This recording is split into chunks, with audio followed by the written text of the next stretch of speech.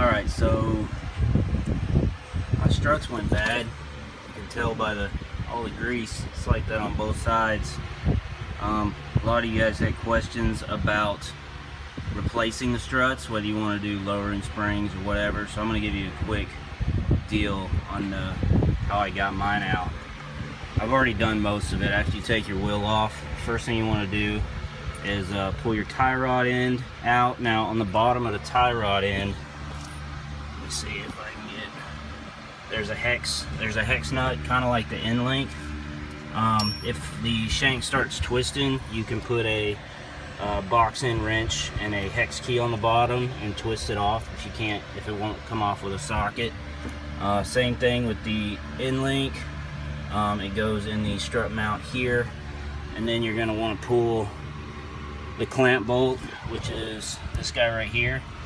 You can put an 11 millimeter 12 point on the end of here, and then just use your socket on this end, and it should come right out.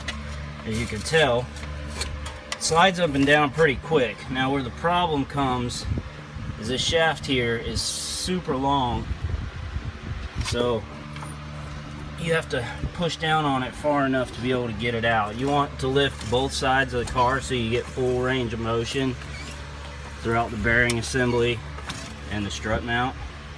And I'm gonna get set up and get started.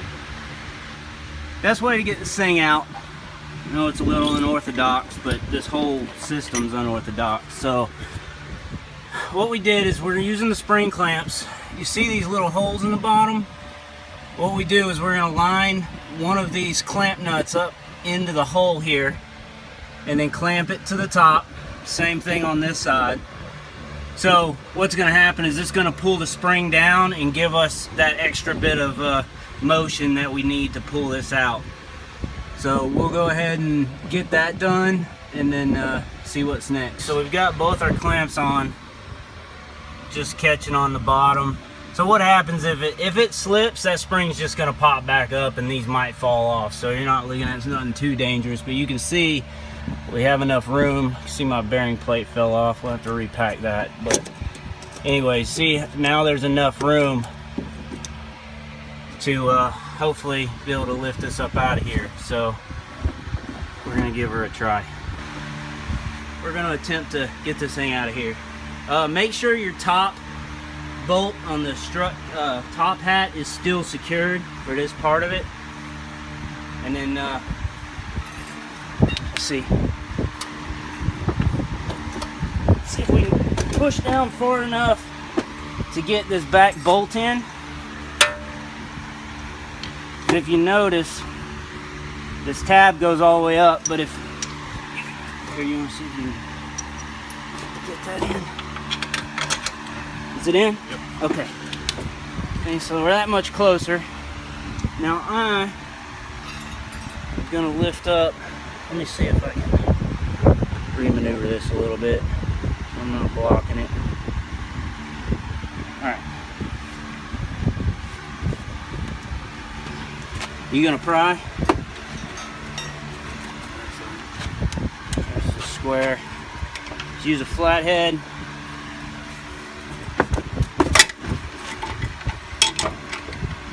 He's prying up.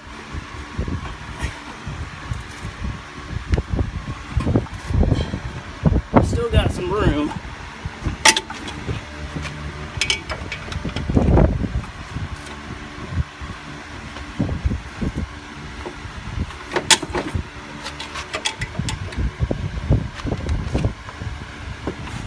Oh, that was a good one.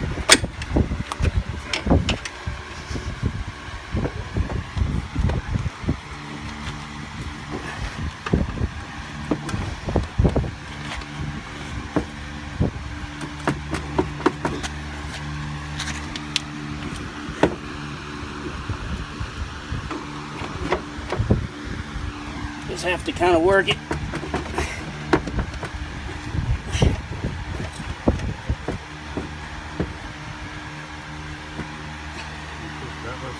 Say what? You push it that way some? Push it in? Yeah, that's right.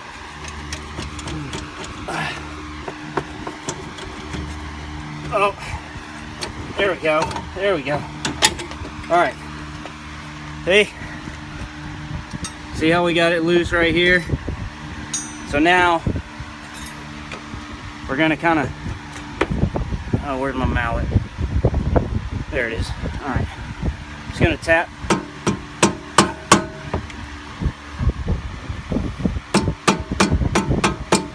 Kind of get it with my mallet, and then he's gonna get. All right, so now we got, hold on. Just right here. Let me get this mallet in here. So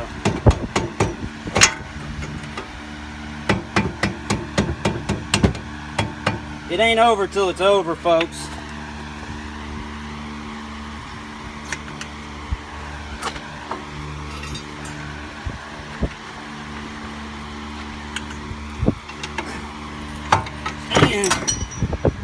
And we're loose.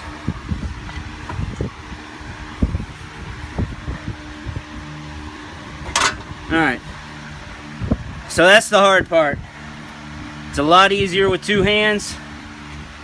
And yeah, sorry, 4 hands, 2 pairs. So now we just take the top strut top hat mount off and the 2 clips. And then we'll pull these off first, obviously, before we undo the top. And then we'll pull the strut out, change them out, and put it back in. Let me go on the other side of the brake line first. Okay. Alright. So this is pretty easy. You're just gonna kind of undo one side, twist it around. It's a little harder with a camera, but then that just comes off. They say not to reuse these. I don't have a spare pair, so I'm reusing them. This is the 3rd time, whatever, sue me. And, alright, you're clear. And there they are. So, pull the spring, put the new strut on, new spring, and that's it. Call it a day.